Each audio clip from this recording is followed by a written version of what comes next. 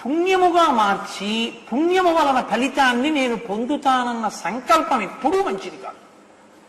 ఎందుకో తెలుసా అండి? పుణ్యం అవుతుందండి. ఏమవుతుంది పుణ్యం అయితే? ఒక సుఖాన్ని మీకు ఇస్తుంది. అది మారిందనుకోండి పుణ్యం ఒక సుఖం కింద వస్తుంది. ఇప్పుడు పాపం మారిందనుకోండి దుఃఖం కింద వస్తుంది. దుఃఖంతో ఉన్నవాణ్ణి ఇనప గొలుసులతో కట్టినట్టు, సుఖంతో ఉన్నవాణ్ణి బంగారు గొలుసులతో కట్టినట్టు. బంగారు గొలుసులతో కట్టబడ్డవాడు ఇనప గొలుసులతో కట్టబడ్డవాడిని చూసి ఒరే నిన్ను ఇనప గొలుసులతో కట్టేశారు రోయ్ అన్నాడు అనుకోండి. వాడన్నాడు దేంతో కడితే ఏమిటి, నిన్ను కట్టారుగా అన్నాడు. ఇప్పుడు బంగారు గొలుసులతో కట్టబడితే ఏమిటి గొప్ప, బంగారు గొలుసులతో కట్టబడ్డానని ఓ కీర్తి అంతే. కానీ కట్టబడ్డా లేదా? మీరు చేసేటటువంటి కర్మ, మీరు చేసేటటువంటి పని పుణ్యంగా మారి ఆ పుణ్యము మిమ్మల్ని రక్షించాలని కోరకూడదు. ఎందువల్ల తెలుసా అండి? అది జన్మ పరంపరని పెంచుకుంటూ వెళ్ళిపోతుంటాం. పైగా పుణ్యం అంటూ వస్తే దాన్ని అనుభవించడానికి ఒక శరీరం కావాలా? అప్పుడు మీరు పుణ్యం ఒకటే చేస్తారనేది మీ పుణ్యం వ్యయమైపోతుంది. అప్పుడు పాపం చేస్తే అప్పుడు మళ్ళీ దాన్ని అనుభవించద్దు. ఇప్పుడు ఆ పుణ్యము నాకొద్దు, పాపము నాకొద్దు, రెండూ నాకొద్దు అన్నారనుకోండి, చేసేది చేసేసి ఉమామహేశ్వర పరబ్రహ్మార్పణమస్తు, నన్ను వాడుకున్నందుకు నీకు థ్యాంక్స్ అన్నారనుకోండి, ఈశ్వరుడు ఎంత సంతోషిస్తారు చూడండి. ఇప్పుడు మీకు రావలసిన జన్మలు తరిగిపోతున్నాయి. ఇంకా ఈశ్వర ప్రీతికి మీరు హేతు అవుతున్నారు. ఆ ఈశ్వర ప్రీతి కర్మలు చిత్తశుద్ధితో చెయ్యగా చెయ్యగా చెయ్యగా జ్ఞానావిర్భావమునకు కారణమవుతుంది. ఆవిర్భవించిన జ్ఞానము పునరావృత్తి రహిత శాశ్వత శివ సాయుధ్య స్థితికి కారణం. జ్ఞానము వలన మాత్రమే మోక్షం. జ్ఞానము చిత్తశుద్ధితో కూడిన కర్మల వలన సాధ్యం. కాబట్టి కర్మ చిత్తశుద్ధితో ఎందుకు చేయాలంటే జ్ఞానం కోసం చెయ్యాలి. మీరు చిత్తశుద్ధితో కర్మ చేసుకుంటూ వెడితే ఒకనాడు జ్ఞానం ఆవిర్భవిస్తుంది. ఎప్పుడు ఆవిర్భవించింది అది ఎవ్వరూ చెప్పలేరు. దానికి ముహూర్తాలు ఉండవు, ఏ పంచాంగంలోనూ ఉండవు.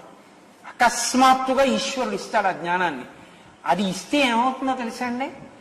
మిగిలినది కుక్షింభరత్వపు విద్యలు, అంటే కడుపు నింపుతాయి. ఇదేం చేస్తుందంటే ఇక మళ్ళీ పుట్టవలసిన అవసరాన్ని తీసేస్తుంది. అందుకే ఈ జ్ఞానం శివానుగ్రహంగా వస్తుంది అని. అందుకే పరమశివుడు ఒకడే యమధర్మరాజుని తంతాడు, మన్మధుణ్ణి కాలుస్తాడు. మళ్లీ పుట్టడానికి కారణమైన కాముడి బాణం పడదు, మళ్లీ చావవలసినటువంటి రీతిలో యమధర్మరాజు గారి పాశం పడదు. పుట్టుక చావు లేకుండా ఉండగలిగినటువంటి జ్ఞానం ఏదో ఆ జ్ఞానమును మీకు ఈశ్వరుడు ఇస్తాడు. ఆ జ్ఞానం ఎప్పుడు ఇస్తాడు తెలియదు. ఆ జ్ఞానం ఇచ్చాడా ఏం కనపడుతుందో తెలుసా అండి? సత్యవస్తు దర్శనం అవుతుంది, నామరూపాలు కనపడడం మానేస్తాయి. అప్పటి వరకు పైన వస్తువులు కనపడ్డాయి, ఇప్పుడు వస్తువులు కనపడవు, ఈశ్వరుడు కనపడుతుంటాడు. అంతటా ఈశ్వరుడే, అన్ని చోట్ల ఈశ్వరుడే. ఆ కనపడుతున్నప్పుడు ఎలా ఉంటుందంటే ఆ జ్ఞాని స్థితి చాలా విచిత్రంగా ఉంటుంది. అయ్యి బాబాయ్ దేవుడు ఆయన పిచ్చాడా ఏంటి అనుకుంటాం. ఆయన జ్ఞానం మనకు అర్థం కాక ఆయన పిచ్చాడులో మనకు కనపడుతుంది. ఆయన దృష్టిలో మనం పిచ్చాడు. వీళ్ళు ఏంటిరా సంసారంలో ఇలా కొట్టుమిట్టుడుతున్నారు, వీళ్ళకి ఎప్పటికి బుద్ధి వస్తుందిరా పిచ్చాళ్ళకి అని ఆయన అనుకుంటాడు.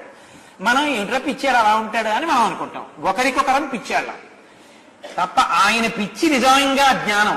ఆ పిచ్చి మనకి ఎక్కితే మనం అదృష్టవంతులం, ఆ పిచ్చి రాదు.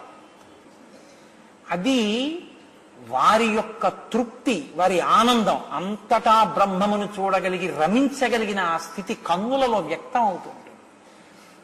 కాబట్టి ఇలా చూడడం చాలా గొప్ప విషయం, అదేమంత తేలిక విషయం కాదు. ఇది ఎక్కడి నుంచి వస్తుందంటే చిత్తశుద్ధితో కూడిన కర్మాచరణం వలన. మీరు కర్మ చేసి నాకు పుణ్యం అన్నారనుకోండి, దిక్కుమాల పుణ్యం కింద ఉంటుంది అంతే. ఏం చేస్తుంది? ఏమీ చేయదు. ఎవడో పట్టుకొచ్చి గొలిసేస్తాడు. ఏం చేస్తారు? చచ్చిపోయిన తర్వాత తీసేత పారేస్తారు. ఉంటుందేంటి?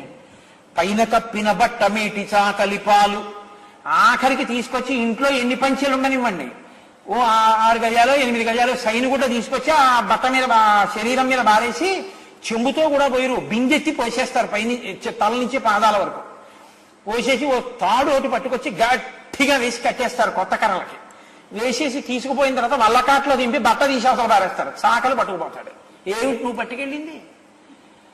తల్లి గర్భము నుండి ధనము తేడెవ్వడు వెళ్లిపోయడినాడు వెంటరాదు, లక్షాధికారైన లవణమన్నమే కాని మెరుగు బంగారంబు మింగబోడు, విత్తమార్జన చేసి విర్రవీగుటె కాని కూడపెట్టిన సొమ్ము కుడువలేడు, పొందుగా మరుగైన భూమి లోపల పెట్టి దాన ధర్మము లేక దాచి దాచి తుదకు దొంగలకిత్తురో దొవలకవును తేనె జుంటీ గలీయవా తెరువురులకు భూషణ వికాస శ్రీధర్మపుర నివాస దుష్ట సంహార నరసింహ దురిత దూర.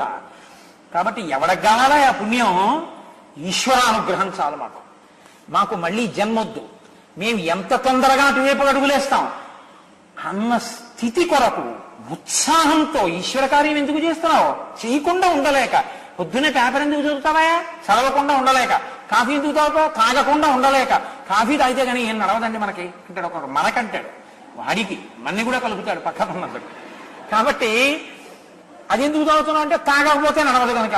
మరి ఈశ్వరుడు గుడికి ఎందుకు వెళ్తున్నావు? వెళ్లకుండా ఉండలేను కనుక నిండు. అంతేగాని వెడితే పుణ్యం వస్తుందని వెళ్ళకు. అన్నిటికీ బేరమే, దిక్కుమాలిన బేరం. ఈ బేరం ఉండకూడదు. నిష్కామముగా చేయడం అనేటటువంటిది లోపల నుంచి రావాలి. అతి చిత్తశుద్ధి.